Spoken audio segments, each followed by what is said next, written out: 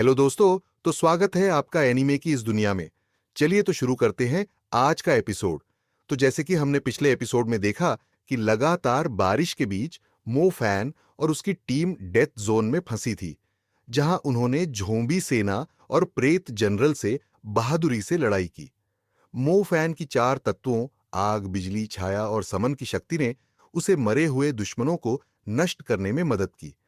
उसने अपनी fiery fist और थंडरबोल्ट तकनीकों से दुश्मनों को हराया, लेकिन एक और बड़ी झोंबी सेना के आगमन से स्थिति गंभीर हो गई। शहर के रक्षक हालात की गंभीरता को समझते हुए अंतिम बचाव की तैयारी में जुट गए। इस बीच मो फैन और उसकी टीम ने अदम्य साहस दिखाया, लेकिन उनकी चुनौती और भी कठिन हो गई। मो फैन और उसकी साथी छोटी फ्लेम बेले ने स्केलेटन्स की विशाल सेना के खिलाफ लड़ाई की। फ्लेम बेले ने अपनी अग्नि शक्ति से सैकड़ों स्केलेटन नष्ट कर दिए, लेकिन दुश्मनों की संख्या अनगिनत थी। मोफैन ने बिजली और आग के तत्वों का उपयोग करते हुए हजारों स्केलेटन्स को हराया, लेकिन थकावट के बावजूद उसने हार नहीं मानी। अब आगे झुओ फेंक और झू मेंग एक गंभीर स्थिति में है। शहर पर माउंटेन जोम्बी का हमला हुआ है, जो इतना ताकतवर था कि शहर के सबसे शक्तिशाली जादूगर भी उसे हराने में नाकाम रहे। झूमेंग, जो खुद एक शक्तिशाली काउंसिलमैन है, बुरी तरह घायल होकर मुश्किल से वापस लौटे हैं। उनकी हालत बहुत खराब थी। उनके आग के पंख जल गए हैं और बिजली का कवच पूरी तरह टूट चुका है। वह लड़ाई में जनहानि और अपने सहयोगियों की मौत से गहरे सदमे में है। झूमेंग की सबसे बड़ी चिंता मो फैन और उनके साथ गए अन्य जादूगरों की स्थिति है। शहर के कई जादूगर लड़ाई के लिए गए थे, लेकिन उनमें से आधे से भी कम लौट पाए हैं। स्थिति इतनी गंभीर है कि झूमेंग को खुद यकीन नहीं है कि कितने लोग जीवित बचे होंगे। झूमेंग को जुओ फेंक कॉपर मिरर विद इविल आई तक ले जाता है। दर्पण में वे एक भयावह दृश्य देखते हैं। एक विशाल हड्डियों का पहाड़ जो अनगिनत स्केलेटन से बना है। इस पहाड़ के ऊपर मोफैन खड़ा है, जो बुरी तरह घायल और थका हुआ है। उसका ब्लैक स्नेक कवच लगभग पूरी तरह नष्ट हो चुका है और वह खून से लथपथ है।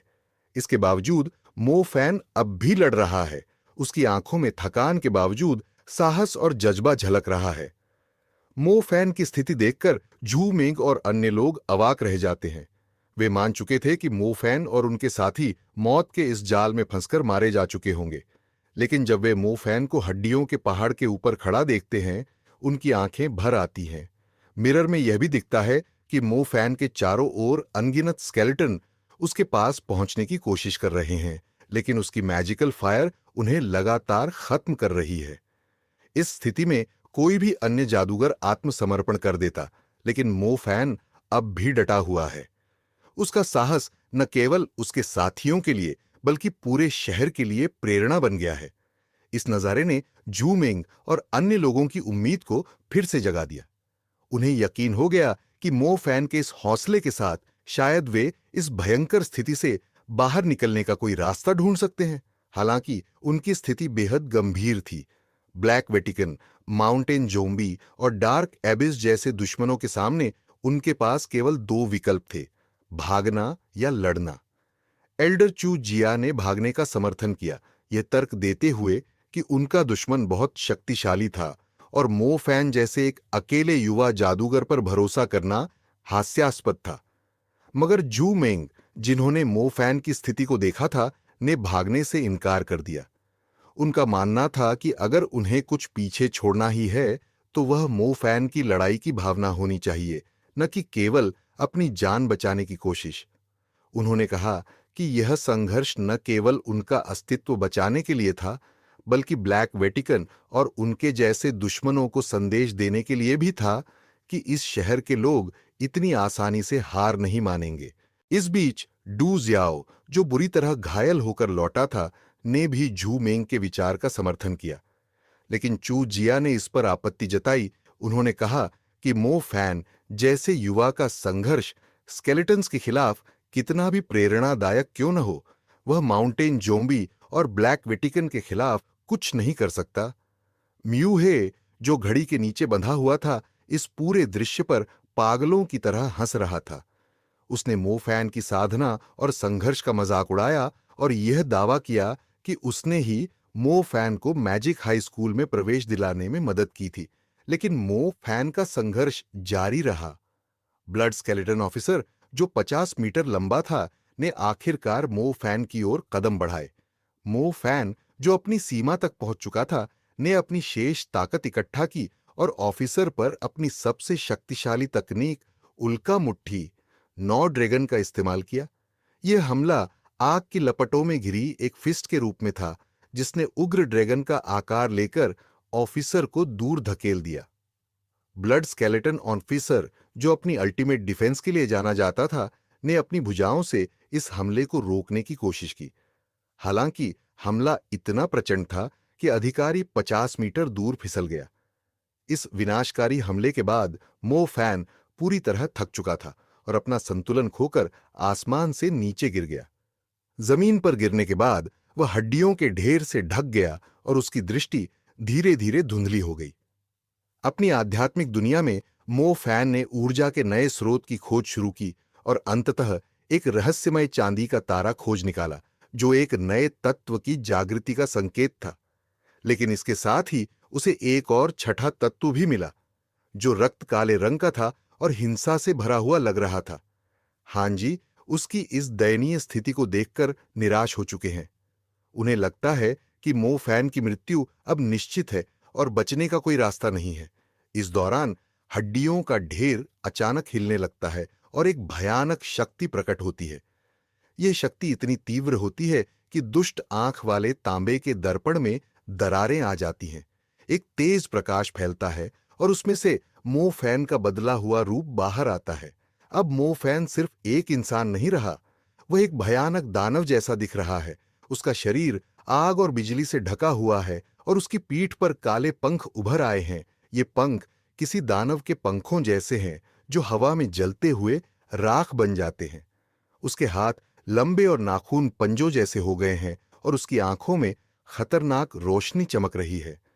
उसकी पूरी उपस्थिति डर और ताकत का प्रतीक बन जाती है। मो फैन का यह नया स्वरूप इतना शक्तिशाली है कि उसने सिर्फ एक वार में ही ब्लड स्केलेटन ऑफिसर को पीछे धकेल दिया। ऑफिसर, जिसने पहले सोचा था कि मो फैन कमजोर है, अब उसकी शक्ति देखकर दंग रह गया। मो फैन ने बिजली और आग से भरे अपने वारों से स्केलेटन ऑफिसर को खत्म कर दिया। उसने उसकी भुजाओं को तोड़ दिया और उसकी खोपड़ी को टुकड़ों में उड़ा दिया। यहां तक कि उसके भीतर छिपा हुआ मृत क्रिस्टल भी बिखर गया। मो फैन स्केलेटन ऑफिसर के गिरे हुए शरीर पर खड़ा होता है। उसकी आंखों में अब भी बर्फ जैसी ठंडी चमक है और उसका चेहरा दानव की तरह दिख रहा है। वह अपने नए रूप और शक्तियों को देखता है और महसूस करता है कि यह सब उसके अंदर छिपे छठे तत्व की वजह से हुआ है। मो फैन को एहसास होता है कि उसके शरीर में जो दानव का खून था, उसने इन शक्तियों को जन्म दिया है। यह खून अब उसके लिए एक नई संभावना बन चुका है। मो फैन ने अपनी अद्भुत ताकत से कमांडर लेवल के ब्लड स्केलेटन ऑफिसर को सिर्फ एक ही मुक्के में खत्म कर दिया। उसका यह रूप देख उपस्थित लोग स्तब्ध रह गए। याओ नान और डू शियाओ को एहसास हुआ कि यह वही ताकत है जो डेमन एलिमेंट के नाम से जानी जाती है। यह एक प्राचीन और प्रतिबंधित प्रयोग का परिणाम था, जिसमें लोगों को राक्षस बनाने की कोशिश की जाती थी।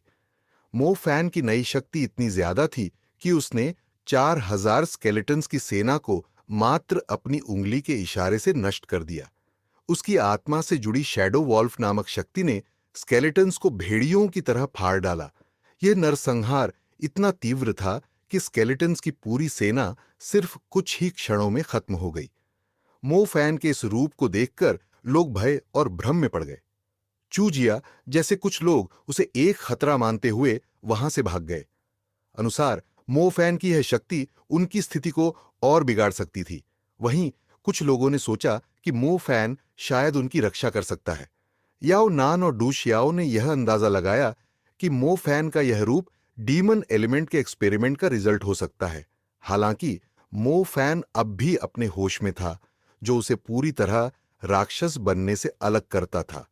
जब मो फैन ने अपने शत्रुओं को खत्म कर दिया तो उसने आसमान की ओर देखा, जहां एक चांदी का भंवर बन रहा था।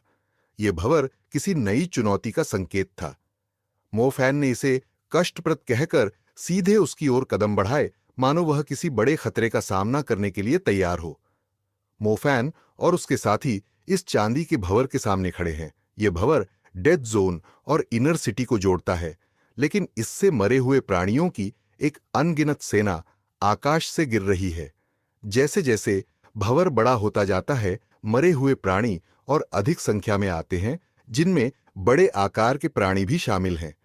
लियूरू मोफैन को पहचानने में असमर्थ होती है, क्योंकि वह अपने दानवी रूप में है, जिसमें उसके लंबे चांदी के बाल और राक्षसी रूण दिखाई दे रहे हैं। मोफैन उसे और अन्य साथियों को सिल्वर मिरर्स के माध्यम से बाहर निकलने का निर्देश देता है। वह उन्हें विश्वास दिलाता है कि वह मरे हुए प्राणियों को रोकेगा ताकि वे सुरक्षित निकल सकें। मोफैन चांदी के भंवर के सामने खड़ा होकर अनगिनत मरे हुए प्राणियों से लड़ने का निर्णय करता है। मोफैन आग और बिजली की शक्ति का उपयोग करके मरे हुए प्राणियों की विशाल सेना को नष्ट करता है। उसकी शक्तिशाली लपटें और बिजली प्राणियों को राख में बदल देती हैं। भंवर से गिरने वाले प्राणी जमीन पर पहुंचने से पहले ही खत्म हो जाते हैं। उसकी शक्ति इतनी अधिक है कि गुरुत्वाकर्षण बल भी विकृत हो जाता है और राख और जलती हुई हड्डियां ऊपर उठने लगती हैं। लियूरू को महसूस होता है कि उसकी असाधारण शक्ति मोफैन से मिली है, क्योंकि उसने कभी मोफैन का खून पिया था। उसे एहसास होता है कि मोफैन का राक्षसी रूप उसका सच्चा गुरु है। वह सुजियाओलुओ और जांग शियाओहो के साथ सिल्वर मिरर्स से बाहर निकल जाती है, जबकि मोफैन उनके पीछे छूट जाता है। चांदी के भंवर के प्रभाव से डेथ जोन अस्थिर हो रहा था। भंवर न केवल मरे हुए प्राणियों को स्थानांतरित कर रहा है, बल्कि पूरे स्थान को नष्ट कर रहा है। इसी दौरान एंशिएंट कैपिटल में माउंटेन जोम्बी भी चांदी के भंवर के प्रभाव में आ जाता है। उसका शरीर धीरे धीरे भंवर में घुसने लगता है। यह दृश्य राष्ट्रपति हानजी और अन्य अधिकारियों के लिए आश्चर्यजनक है। उसी समय वे देखते हैं कि माउंटेन जोम्बी का निचला शरीर चांदी के भंवर में समा चुका था। इस जोम्बी के पास इतनी शक्ति थी कि वह न केवल प्लेसेस ऑफ डेथ को बर्बाद कर रहा था, बल्कि चांदी के भंवर से बाहर भी निकलने की कोशिश कर रहा था। माउंटेन जोम्बी की शक्ति और काली बिजली ने अंतरिक्ष को और अधिक अस्थिर बना दिया, जिससे डेथ जोन तेजी से नष्ट होने लगा। मोफैन अपने दानवी रूप में चांदी के भंवर के दबाव और मरे हुए प्राणियों की भीड़ का सामना करते हुए भंवर से बाहर निकलने की कोशिश करता है। उसने अपने नए एलिमेंट स्पेस एलिमेंट की शक्ति का उपयोग किया, जो उसे भंवर की शक्ति का सामना करने में मदद करता है। मोफैन को यह पता चल चुका था कि डेथ जोन से बाहर निकलने का एकमात्र रास्ता चांदी के भंवर से होकर है। उसने अपनी पूरी शक्ति लगाते हुए भंवर की ओर उड़ान भरी। माउंटेन जोम्बी का धैर्य खत्म हो गया। उसने अपने पैरों से इतनी भयंकर शक्ति उत्पन्न की कि पूरे डेथ जोन में विनाशकारी तूफान फैल गया। उसके कदमों से डेथ जोन का पुल टूट गया और उसने चांदी के भंवर को तोड़कर बाहर छलांग लगा दी। इस विशाल प्राणी ने चांदी के भंवर को ऐसा कुचल दिया मानो वह उसके लिए कोई बाधा ही न हो। माउंटेन जोम्बी का शरीर पूरी तरह से बाहर निकल चुका था और अब वह एंशिएंट कैपिटल की ओर बढ़ने लगा। इनर सिटी के लोग, जो अब तक खुद को सुरक्षित मान रहे थे, उसकी विशालता और ताकत देखकर स्तब्ध थे। यह जीव इतना बड़ा था कि उसकी ऊंचाई बादलों तक पहुंच रही थी। उसने शहर को ऐसे देखा मानो वह उसके लिए बस एक खिलौना हो। शहर के अंदर लोग पूरी तरह से डर में डूब गए। माउंटेन जोम्बी की ताकत के सामने वे खुद को बहुत ही छोटे और असहाय महसूस कर रहे थे। किसी ने सुना था कि माउंटेन जोम्बी ने कमांडर याओ टिंग को मार दिया था, और अब सब यही सोच रहे थे कि शायद यह उनकी अंतिम घड़ी है। शहर के लोगों ने अपनी उम्मीदें शाही जादूगरों पर लगा दी। इन जादूगरों को सबसे शक्तिशाली माना जाता था, लेकिन माउंटेन जोम्बी ने बैंगनी पोशाक वाले एक जादूगर को सुनहरी दीवार पर पटक पटक कर मार डाला। उसका खून और मांस दीवार पर बिखर गया और वह क्षण भर में मर गया। इस घटना ने लोगों के दिलों में निराशा और भय को और गहरा कर दिया। शाही जादूगर, जिन पर भरोसा किया गया था, किसी भी तरह की रक्षा करने में विफल रहे। उनकी मृत्यु इतनी जल्दी और क्रूर थी कि लोगों को लगा कि अब उनके पास कोई उम्मीद नहीं बची है। माउंटेन जोम्बी ने अपने सिर के ऊपर बने विशाल गंदे बादलों से बिजली की काली किरणें छोड़ी, जो बैरियर को लगातार कमजोर कर रही थी। हर वार से जमीन और शहर कांप रहे थे।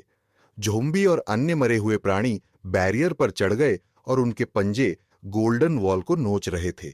लाशों की संख्या इतनी अधिक थी कि वे बैरियर के जलने के बावजूद चढ़ते रहे। यह दृश्य इतना डरावना था कि कई लोग बेहोश हो गए। बारिश की बूंदें जो पहले लाशों के शरीर से होकर आई थीं, अब लोगों के चेहरे पर गिर रही थीं। बैरियर पर पड़ने वाली दरार से जहरीली धुंध अंदर जाने लगी। लाशों के ढेर लगातार बढ़ते जा रहे थे और वे बैरियर के कमजोर हिस्से पर हमला कर रहे थे। ये देख लोग डर से इधर उधर भागने लगे। भीतरी शहर अफरा तफरी में मच गई। जादूगरों ने लोगों को शांत करने की कोशिश की, लेकिन माउंटेन जोम्बी के विशाल आकार और उसकी शक्ति ने हर किसी के दिल में भय भर दिया था। लोग सोचने लगे कि यह अंत है और वे अब किसी भी समय मर सकते हैं। अचानक शहर की दीवारों पर एक जलती हुई आग के पंख दिखाई दिए। ये आग के पंख जोम्बी पर गिरे और उन्हें जलाने लगे। आग ने गोल्डन बैरियर पर मौजूद अधिकांश लाशों को राख में बदल दिया। यह दृश्य शहर के लोगों के लिए अस्थायी राहत लेकर आया, लेकिन माउंटेन जोम्बी इससे अप्रभावित था। माउंटेन जोम्बी ने आग लगाने वाले शख्स की तलाश शुरू की। उसने मो फैन को देखा, जो चांदी के भंवर के पास खड़ा था। गुस्से में माउंटेन जोम्बी ने मो फैन पर मौत की किरणें फेंकी, जो जमीन पर बड़े बड़े गड्ढे बना गईं। लेकिन मो फैन वहां से पहले ही गायब हो चुका था। डेमन मो फैन, जो अब पूरी तरह अपनी शक्तियों का इस्तेमाल कर रहा था, ने माउंटेन जोम्बी के खिलाफ अपना हमला शुरू किया। उसकी पीठ पर लिपटा हुआ वुल्फ सोल शैडो एक विशाल छाया पंजे में बदल गया, जिसने जोम्बी की सेना को चीर फाड़ दिया। लाशों के बड़े समूह इन हमलों से कीमा बन गए। छाया पंजा बार बार हमला करता रहा, जिससे जोम्बी सेना में हड़कंप मच गया। माउंटेन जोम्बी और डेमन मो फैन के बीच यह लड़ाई भयावह स्तर पर पहुंच गई। माउंटेन जोम्बी के हर वार से गोल्डन बैरियर को कमजोर कर रही थी, लेकिन मो फैन के हमलों ने जोम्बी सेना को बुरी तरह हिला दिया। इनर सिटी में छिपे लोग इस भयानक दृश्य को देख रहे थे। उनके लिए यह जीवन और मृत्यु की लड़ाई थी, और उनका भविष्य इस बात पर निर्भर था कि मो फैन और अन्य रक्षक माउंटेन जोम्बी को रोक पाते हैं या नहीं। माउंटेन जोम्बी अपनी पूरी शक्ति और क्रोध के साथ डेमन मो फैन से भिड़ गया। जब उसने देखा कि डेमन मो फैन उसके जोम्बी को बेरहमी से खत्म कर रहा है, तो उसने अपने विशाल हाथ से जमीन पर हमला किया। इस हमले ने पूरे इलाके को हिला दिया, जिससे इमारतें और सड़कों का अस्तित्व मिट गया। मलबे के बीच डेमन मो फैन सही सलामत खड़ा हो गया। उसकी आंखें माउंटेन जोम्बी पर टिकी थीं। डेमन मो फैन पर माउंटेन जोम्बी ने लगातार हमले किए, लेकिन मो फैन हर बार बच निकलता। वह बैंगनी काली बिजली में लिपटा हुआ था, जो उसकी शक्ति को और बढ़ा रही थी। माउंटेन जोम्बी ने एक बार फिर भयंकर बिजली गिराई, लेकिन यह बिजली डेमन मो फैन के शरीर पर पवित्र बपतिस्मा जैसी महसूस हुई। इसने उसकी शक्ति को और अधिक बढ़ा दिया। डेमन मो फैन ने माउंटेन जोम्बी पर पलटवार किया। उसने अपनी बिजली से चमकती हुई मुट्ठी से जोम्बी की कॉलर बोन पर प्रहार किया। पहले यह घाव छोटा सा था, लेकिन बिजली के ड्रैगन के बार बार प्रहार करने से घाव बड़ा और गहरा होता गया। माउंटेन जोम्बी के शरीर से खून झरने की तरह बहने लगा। यह चोट माउंटेन जोम्बी के लिए असहनीय थी, क्योंकि इससे पहले 7 सुपर जादूगर भी उसे इतनी गंभीर चोट नहीं पहुंचा सके थे। माउंटेन जोम्बी ने फिर से अपने विशाल हाथ से डेमन मो फैन पर हमला किया। यह हमला इतना शक्तिशाली था कि गोल्डन बैरियर को भी नुकसान पहुंच सकता था। फिर भी डेमन मो फैन बच निकलने में कामयाब रहा और माउंटेन जोम्बी को फिर से चोट पहुंचाई। शहर के लोग इस भीषण युद्ध को देखकर भयभीत हो गए। भीतरी शहर के कई लोग बेहोश हो गए, जबकि कुछ ने अपने होश खो दिए। मो फैन ने देखा कि गोल्डन बैरियर पर कई क्रैक्स आ गई थीं, और यह बताना असंभव था कि यह और कितने हमलों को झेल सकती है। उसे पता था कि अगर माउंटेन जोम्बी ने गोल्डन बैरियर पर हमला किया तो यह ज्यादा समय तक नहीं टिक पाएगा। इसलिए मो फैन ने अपने दांत भींचे और इनर सिटी के ऊपर आसमान में उछल पड़ा। चालाक माउंटेन जोम्बी ने लड़ाई को भीतरी शहर के करीब करने का इरादा किया था, ताकि वह मो फैन को मार सके और साथ ही भीतरी शहर के बैरियर को गंभीर नुकसान पहुंचा सके। मो फैन का राक्षसी रूप उसे माउंटेन जोम्बी से लड़ने के लिए पर्याप्त ताकत नहीं दे रहा था, लेकिन उसके पास 6 तत्वों पर नियंत्रण था। छोटी फ्लेम बेले ने उसे जो डिजास्टर फायर दी, वह उसका असली तुरुप का पत्ता था। माउंटेन जोम्बी ने मो फैन को नजरअंदाज कर दिया और अपनी काली गैस को छोड़ने के लिए तैयार हो गया। उसने अपनी गहरी सांस छोड़ते हुए मौत की काली हवा छोड़ी, जो 2 किलोमीटर के भीतर सभी अवशेषों को हवा में उड़ा सकती थी। मोफैन ने महसूस किया कि माउंटेन जोम्बी उसे नजरअंदाज कर रहा है और उसने तुरंत अपने फायर एलिमेंट की सारी शक्ति एकत्रित कर ली। उसने आसमान में उड़ते हुए आग के कणों को खींच लिया। ये कण अत्यंत सूक्ष्म थे, लेकिन जब वे मोफैन के चारों ओर जमा हो गए तो उन्होंने उसे जलाकर राख कर दिया। इसके बाद एक नए शरीर की आकृति उभरी जो आग में घिरी हुई थी। मोफैन का यह नया शरीर आग और बिजली से ढका हुआ था। उसने माउंटेन जोम्बी पर हमला किया और उसे पीछे धकेल दिया। उसके हमले की शक्ति ने बाहरी शहर को आग की लपटों में घेर लिया। लोग देख सकते थे कि मोफैन एक राक्षसी आकृति की तरह खड़ा था, जो लाशों की सेना को राख में बदल रहा था। डेमन मोफैन एक विशाल गड्ढे में खड़ा था जो उसने बनाया था। उसकी चारों ओर लपटें अनगिनत जंगली फीनिक्स की तरह घूम रही थीं। आग की लपटों में फंसे जोम्बी जल्दी ही जलकर खाक हो गए। 7 सुपर जादूगरों ने माउंटेन जोम्बी को गंभीर चोटें दी थीं। डेमन मोफैन ने अपने उग्र हमले से उसकी त्वचा को जलाकर खाक कर दिया था, जिससे जोम्बी दर्द से कराह रहा था। माउंटेन जोम्बी अपने अधीन अनगिनत कॉर्प्स जनरल और कॉर्प्स ऑफिसर्स के साथ डेमन मोफैन से सीधे तौर पर नहीं लड़ा, बल्कि अपने ऑफिसर्स को भेजा। इनमें से सबसे पहले फ्लैश माउंट कॉर्प्स ऑफिसर्स और ब्लड कॉर्प्स ऑफिसर थे। ये ऑफिसर भारी टैंकों की तरह आगे बढ़े और मोफैन के अग्नि क्षेत्र को रौंद डाला। मोफैन हवा में तैरते हुए मांस के टीले वाले शव अधिकारी के हमलों से बचने की कोशिश करता है। हालांकि अंततः उसे खाने वाले फ्लैश माउंट कॉर्प्स अधिकारी का शरीर अचानक बढ़कर विस्फोट हो गया। विस्फोट के बीच डेमन मोफैन आग की लपटों में घिरा आकाश में उछलता है और एक सिग्नल टावर पर उतरता है। वो एक काला मरे हुए क्रिस्टल निगलता है, जिसे उसने फ्लैश माउंट कॉर्प्स अधिकारी से प्राप्त किया था। काउंसिलमैन जू मेंग और राष्ट्रपति हांजी भी मदद के लिए आगे आते हैं। वे बताते हैं कि माउंटेन जोम्बी का मरे हुए क्रिस्टल उसके गले के नीचे है और यही इसका वीक पॉइंट है। शाही जादूगर कॉर्प्स ऑफिसर से लड़ने का जिम्मा लेते हैं।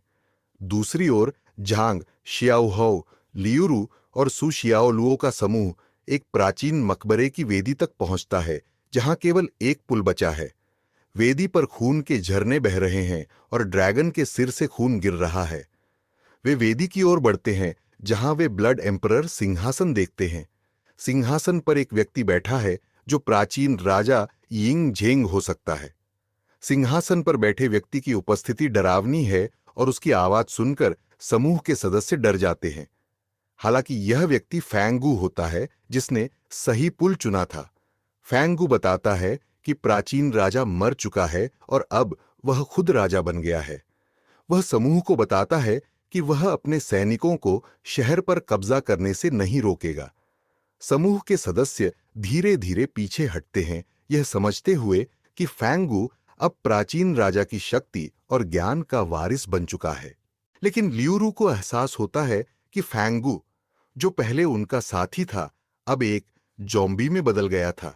उसके अंदर अब कोई मानवता नहीं बची थी और उसकी आत्मा एक लालची प्रेत में बदल चुकी थी। वह पूरी तरह से एक राक्षस बन चुका था, जिसे प्राचीन राजा को पुनर्जीवित करने के लिए शुद्ध रक्त की आवश्यकता थी। जिसके तुरंत बाद ही फैंगू ने खून खून कहते हुए सुशियाओलुओ पर हमला करने की कोशिश की, लेकिन लियूरू उसे रोकने के लिए अपनी शक्ति का इस्तेमाल करती है। उसने फैंगू के दिल को अपने पंजे घुसा दिए, जिसके बाद फैंगू के शरीर से काला खून निकलने लगा और वह जमीन पर गिरकर मर गया। उसकी आत्मा और शरीर दोनों नष्ट हो चुके थे, लेकिन असली खतरा फैंगू नहीं, बल्कि वह वॉर क्लोथ था जो प्राचीन जादू और खतरनाक बुरी आभा से भरा हुआ था। इस बीच वेदी हिलने लगी और काली जगह में दरारें दिखने लगीं। ऊपर एक विशाल काला बादल लाशों से भरा हुआ घूम रहा था, जिससे पता चला कि डार्क एबिस जल्द ही अंतरिक्ष में स्थानांतरित होने वाला था। यह सब प्राचीन राजा को पुनर्जीवित करने की योजना का हिस्सा था। अगर यह योजना सफल होती तो भीतरी शहर के लाखों लोग बलि चढ़ा दिए जाते और उनका खून एक विशाल समुद्र में बदल जाता। समूह के पास समय बहुत कम था। झांग शियाओहो ने तेजी से निर्णय लिया और वॉर क्लोथ को पहनने की कोशिश की, यह सोचते हुए कि इससे वह स्थिति को संभाल सकेगा। सुशियाओलुओ और लियूरू ने उसे रोकने की कोशिश की, क्योंकि वे जानते थे कि फैंगू की तरह झांग भी उस क्लोथ का शिकार हो जाएगा। जब झांग शियाओहो और क्लोथ पहनने ही वाला था, तभी एक मजबूत हाथ ने उसे खींचकर दूर फेंक दिया। झांग को यह देखकर राहत और आश्चर्य हुआ कि यह उनका चीफ मिलिट्री इंस्ट्रक्टर था, जो अंतिम समय पर उन्हें बचाने के लिए आ गया था।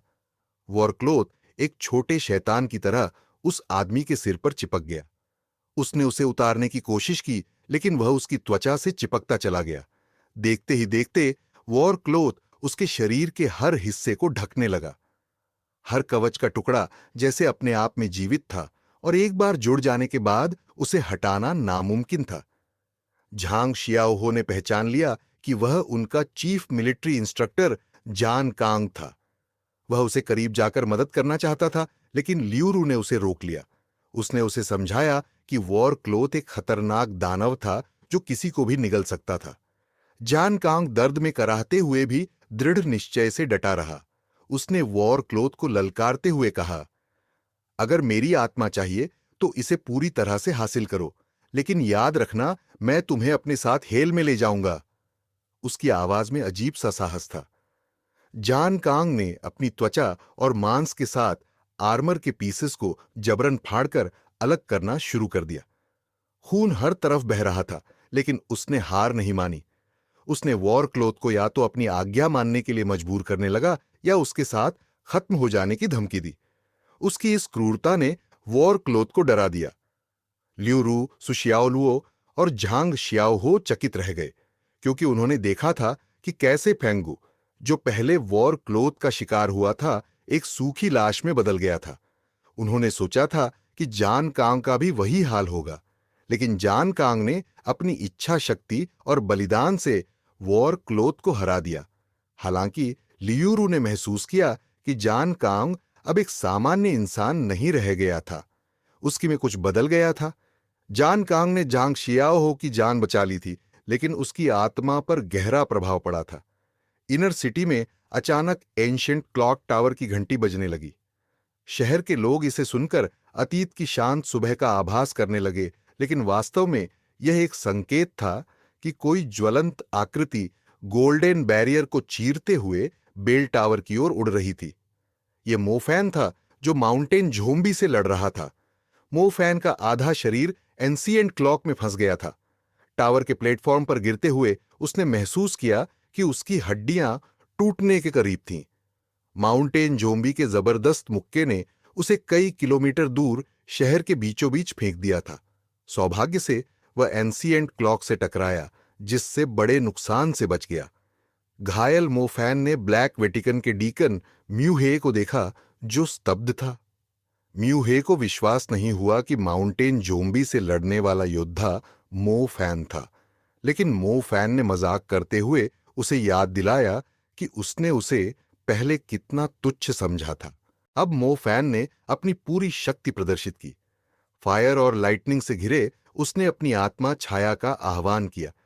यह छाया अब एक क्रूर भेड़िए की बजाय फायर डोमिनिक की गॉडेस जैसी आकृति की थी, जिसने उसे और ताकत दी। इस बीच राष्ट्रपति हानजी ने थर्ड लेवल के super ice spell weeping beauty of snow का उपयोग किया। इस स्पेल ने माउंटेन जोम्बी को बर्फ से जकड़ दिया, जिससे वह वहीं जम गया। हानजी ने मोफैन को उसका कमजोर स्थान गले के नीचे का क्रिस्टल नष्ट करने को कहा। मोफैन ने आग, बिजली और आत्मा छाया की शक्ति से एक विनाशकारी प्रहार किया। उसने माउंटेन जोम्बी के गले के हिस्से को छेद दिया, जिससे वह बुरी तरह घायल हो गया। हालांकि जोम्बी ने तुरंत एक लाश ऑफिसर को अपने गले में भरकर खुद को फिर से जीवित कर लिया और भागने लगा। मो फैन और अन्य विशेषज्ञ हांजी, जूमेंग और रहस्यमय आदमी माउंटेन जोम्बी का पीछा करते रहे, उनके संयुक्त प्रयासों और स्पेल्स के हमले। लेकिन माउंटेन जोम्बी के पीछे अचानक एक क्योश हॉल प्रकट हो गया। इसने सभी शक्तिशाली हमलों को अब्जॉर्ब कर लिया, जिससे जोम्बी फिर से बच निकला। मो फैन ने देखा कि माउंटेन जोम्बी के सिर पर कोई और मौजूद था, जो केओस हॉल को नियंत्रित कर रहा था, जिससे माउंटेन जोम्बी को मारना अब और मुश्किल हो गया था। रहस्यमय व्यक्तियों ने चेतावनी दी कि माउंटेन जोम्बी के पीछे का व्यक्ति शायद एंशिएंट किंग है, क्योंकि यह व्यक्ति इतना शक्तिशाली था कि माउंटेन जोम्बी जैसा शासक स्तर का प्राणी भी उसके सामने झुकने पर मजबूर हो गया। मो फैन, जो टावर पर खड़ा था, उस व्यक्ति का चेहरा देखने में सक्षम था। वह व्यक्ति चीफ मिलिट्री इंस्ट्रक्टर जान कांग थे, लेकिन उसका रूप पूरी तरह बदल चुका था। उसने अपनी शक्तियों से माउंटेन जोम्बी को नियंत्रित कर रखा था। जान कांग ने एक दरवाजा खोला, जिसमें से मो फैन के 3 साथी लियू रू, झांग, सियाओ हो और सुसियाओ लुओ बाहर निकले। मो फैन ने अपनी जान जोखिम में डालकर उन्हें बचाया और सुरक्षित स्थान पर ले गया। जान कांग, जो अब पूरी तरह से बदल चुका था, बिना कोई नुकसान पहुंचाए वहां से चला गया। माउंटेन जोम्बी और मरे हुए लोगों की पूरी आर्मी भी उसकी आज्ञा का पालन करते हुए सिटी छोड़कर नॉर्थ डायरेक्शन में चली गई। उनके पीछे प्रेत शासक और प्रेतों की सेना भी नॉर्थ की ओर बढ़ गई। इस घटना के बाद टूटी हुए सिटी में सूरज की रोशनी वापस आई। हालांकि शहर की स्थिति बेहद खराब थी। अधिकांश हिस्से बर्बाद हो चुके थे, लेकिन इनर सिटी और वहां रहने वाले लोग किसी तरह बच गए। इस विनाशकारी घटना ने सभी को हिलाकर रख दिया, लेकिन अब लोगों को विश्वास हो गया कि संकट का समय खत्म हो चुका है। सिटी में खुशी की लहर दौड़ गई। चारों तरफ लोगों की चीखें गूंज रही थीं। हम जिंदा हैं, हम अभी भी जिंदा हैं, और हम जीत गए, हम जीत गए। बारिश अब भी जारी थी, लेकिन अब यह किसी के लिए मायने नहीं रखती थी। मरे हुए की आर्मी अब खत्म हो चुकी थी और शहर सुरक्षित हो गया था। लोग राहत की सांस ले रहे थे और एक दूसरे को गले लगा रहे थे। दीवार पर बैठे जादूगर थककर जमीन पर गिर गए। इस आपदा ने उनकी सारी एनर्जी खत्म कर दी थी। वे अपनी जान कुर्बान करने के लिए तैयार थे, लेकिन यह देखकर हैरान थे कि वे जीवित बच गए। ऐसा लगा मानो एक बड़ा तूफान अचानक शांत हो गया हो।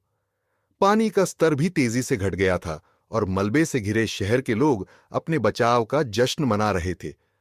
मो फैन, जो सिग्नल टावर पर खड़ा था, अब भी नॉर्थ डायरेक्शन की ओर देख रहा था। उसकी शक्ति भी खत्म हो चुकी थी और वह अपने सामान्य रूप में लौट आया था। इस बीच झांग जाओहो सबसे पहले होश में आया और उसे देखकर भावुक हो गया। मो फैन ने उसे शांत किया और उसके साथ खुशी साझा की। लेकिन मो फैन के मन में एक सवाल था। उसने जान कांग को आखिरी बार देखा या नहीं? झांग जाओहो ने कहा, वह हमेशा हमारा ख्याल रखते थे। हालांकि जान कांग का अचानक गायब हो जाना उनके लिए एक मिस्ट्री थी। इस आपदा में कई अनसॉल्व्ड सवाल थे, लेकिन मो फैन को विश्वास था कि जान कांग हमेशा उनकी रक्षा के लिए तत्पर रहते थे।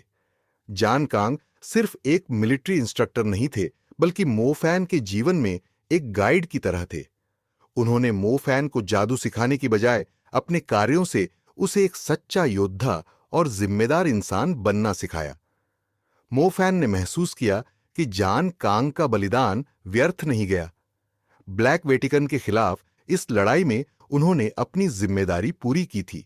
ब्लैक वेटिकन, जिसने बो सिटी में अत्याचार किया था, ने यह कभी नहीं सोचा था कि उनके खिलाफ खड़े होने वाले लोग इतनी मजबूती से उनका सामना करेंगे। इस लड़ाई ने न केवल शहर को बचाया, बल्कि उन लोगों के दिलों में एक ऐसी आग जलाई जो कभी बुझ नहीं सकती थी। बेल टावर पर ग्रेट डीकन हु, जिन अब भी स्तब्ध था। वह बारिश में वहीं लटका हुआ था और उसकी हालत किसी मरे हुए व्यक्ति से भी खराब लग रही थी। जबकि पूरा शहर जीत का जश्न मना रहा था, वह अपने हारे हुए भाग्य पर रो रहा था। त्योहार खत्म हो चुका था, जिसका मतलब था कि अब उसे स्वर्ग नहीं भेजा जाएगा। इसके बजाय उसकी आत्मा डार्क बीस्ट मॉन्स्टर्स के साथ नरक के में जाएगी, जहां वह जीवन भर एक बदसूरत गुलाम बनकर तड़पेगा। इस बीच बेल टावर के अंदर एड़ियों की आवाज गूंज रही थी। ये किसी के चलने की आवाज थी। म्यूहे, जो वहीं छिपा हुआ था, डर के मारे सांस लेने की भी हिम्मत नहीं कर रहा था। उसे महसूस हुआ कि दो लोग घंटाघर की सीढ़ियों पर चढ़ रहे थे। तभी एक आदमी और एक महिला अंदर आए। आदमी ने झिझकते हुए अपनी भावनाओं को प्रकट किया। उसने महिला से कहा कि वह उसे पिछले 10 वर्षों से प्यार करता है, लेकिन उसे कभी यह बताने की हिम्मत नहीं हुई। महिला, जो एक हंटर मास्टर थी, ने उसकी बात सुनी, लेकिन उसका जवाब ठंडा और कठोर था। उसने कहा कि वह उसके प्यार को स्वीकार नहीं करेगी, लेकिन उसके दिल को लेने में उसे कोई आपत्ति नहीं होगी। महिला की यह बात सुनते ही आदमी चीख पड़ा। अचानक बेल टावर में सन्नाटा छा गया। कुछ ही क्षण बाद महिला खून से सने हाथ में एक ताजा मानव दिल लेकर खड़ी थी। उसकी आंखों में ठंडक और क्रूरता झलक रही थी। महिला की ठंडी निगाहें ग्रेट डीकन हू जिन पर पड़ी। हू जिन को ऐसा लगा जैसे उसकी आत्मा ही चकनाचूर हो गई हो। उसने कांपते हुए महिला की ओर देखा। यह वरिष्ठ सालान थी, जिसने अपनी क्रूरता से इस त्योहार की प्लानिंग की थी। यानी कि हंटर यूनियन की लिंग शी ही सालन थी। सालान ने म्यूहे से सवाल किया कि क्या उसने उस बच्चे को जादू स्कूल में दाखिला दिलाने में मदद की थी। म्यूहे डर के मारे हकलाने लगा। सालान ने गुस्से में कहा कि म्यूहे ने वेटिकन के लिए एक ऐसा दुश्मन खड़ा कर दिया है जिसने उनके त्योहार को बर्बाद कर दिया। इससे पहले कि म्यूहे माफी मांग पाता, सालान ने उसे दर्दनाक मौत दी। घंटा घर से म्यूहे की चीखें गूंज उठीं। ऐसा लगा जैसे किसी की आत्मा को टुकड़ों में तोड़ा जा रहा हो। इन चीखों ने कुछ क्षणों तक हवा को कंपा दिया। जहां घंटाघर के भीतर यह भयावह घटनाएं हो रही थीं, वहीं नीचे शहर के लोग अपनी जीत का जश्न मना रहे थे। संगीत, हंसी और खुशी से पूरा शहर गूंज रहा था। किसी को अंदाजा भी नहीं था कि घंटाघर के ऊपर क्या खौफनाक नजारा चल रहा था। इसी के साथ मो फैन की एंशिएंट कैपिटल की यात्रा और सीजन 9 का ये एपिसोड यहीं पर खत्म होती है। दोस्तों, अगर आपको वीडियो पसंद आया तो लाइक करें और जल्दी से सब्सक्राइब करो इस चैनल को, ताकि आपको नए वीडियो के अपडेट जल्द से जल्द मिल सके। और हाँ, कमेंट बॉक्स में कमेंट करना न भूलें। मिलते हैं अगले वीडियो में। धन्यवाद।